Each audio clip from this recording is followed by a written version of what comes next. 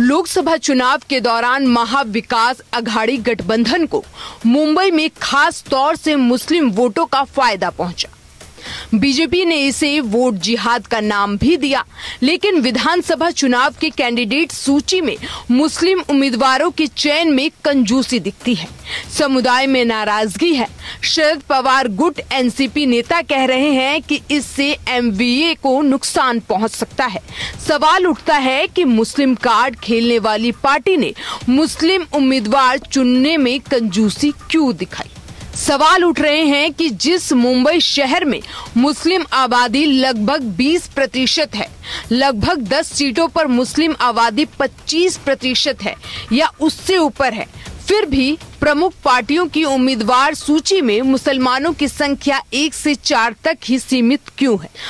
प्रमुख पार्टियों में कांग्रेस और उसके बाद एनसीपी अजीत गुट ने इस बार मुस्लिम कैंडिडेट्स को अधिक सीटें दी तो है, हालांकि उनकी संख्या भी कम है। कांग्रेस ने 4 मुस्लिम उम्मीदवारों को टिकट दिया है। उद्धव गुट शिवसेना ने वर्सोवा से अपने एकमात्र उम्मीदवार हारून खान को मैदान में उतारा है, जबकि शरद पवार की एनसीपी ने अनुशक्ति नगर से फहाद अहमद को उम्मीदवार बनाया है, जो नवाब मलिक की बेटी और एनसीपी अजीत गुट के उम्मीदवार सना मलिक से भिड़ेंगे। मलिक ने खुद मानखुदर शिवाजी नगर से एनसीपी अजीत गुट के उम्मीदवार के रूप में नामांकन दाखिल किया है, जहां उनका मुकाबला समाजवादी पार्टी के मौजूदा विधायक अबू आसिम आजमी से है, जबकि कांग्रेस छोड़ चुके जिशान सिद्दीकी बांद्रा पूर्व से एनसीपी अजीत गुट से उम्मीदवार हैं। तो इस तरह अजीत पवार ने 3 मुस्लिम उम्मीदवार उतारे हैं। छोटी पार्टियों में प्रकाश अंबेडकर की वीबीए ने 9 मुसलमानों को मौका दिया है, जबकि एआईएमआईएम ने 4 उम्मीदवार उतारे हैं।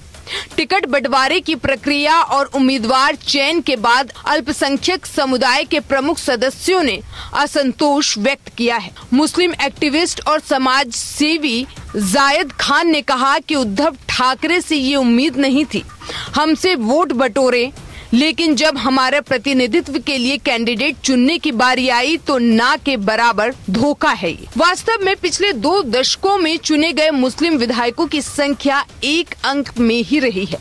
इस बार कुछ निर्वाचन क्षेत्रों में मुस्लिम वोटों का एक हिस्सा एआईएमआईएम, वीबीए और राष्ट्रीय उलेमा काउंसिल जैसी छोटी पार्टियों को भी जा सकता है। वैसे जानकार कहते हैं कि राज्य से नहीं, पूरे देश से मुस्लिम कैंडिडेट्स की संख्या घटी है।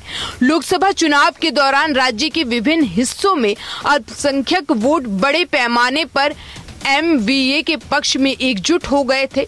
इस तादाद में हुई लामबंदी को बीजेपी ने वोट जिहाद का भी नाम दिया।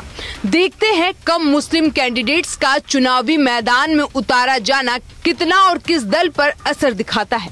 शरद पवार एनसीपी गुट पदाधिकारी और अल्पसंख्यक आयोग के पूर्व अध्यक्ष नसीम सिद्दीकी कहते हैं कि समुदाय में उदासी का माहौल है, वोटों का गणित बिगड़ सकता है, जिससे एमवीए को नुकसान पहुंचेगा। शरद पवार गुट एनसीपी के अल्पसंख्यक आयोग के पूर्व अध्यक्ष नसीम सिद्दीकी का कहना है कि इससे महाविकास अघाड़ी को नुकसान होगा। मुस्लिम समुदाय में नाराजगी है, समन्वय बनाना होगा। शरद पवार इस बारे में चर्चा करने की भी बात नसीम सिद्दीकी कर रहे हैं।